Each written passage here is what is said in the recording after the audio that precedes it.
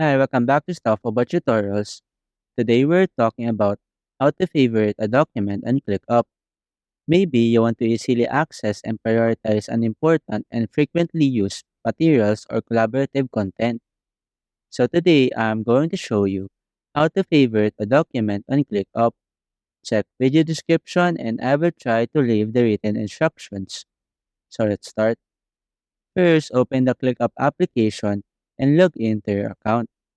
Once you're logged in, you will be taken to the home page. In this page, tap on this freelance icon at the top left corner of the screen. A panel will appear at the left side, and here, tap on Docs. Within this list of documents, choose the one that you want to favorite.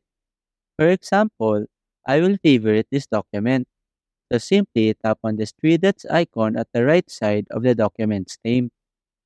A menu with various options will appear below, and here, tap on this favorite option. After that, you now have successfully favored a document on ClickUp. This will make it quick and easy for you to access your important files whenever you needed them. There you go. If you wanted to know how to favorite a document on ClickUp, that is the easiest way I know how. If you know another way to favorite a document on ClickUp, leave a comment below. Also, be sure to subscribe for more videos.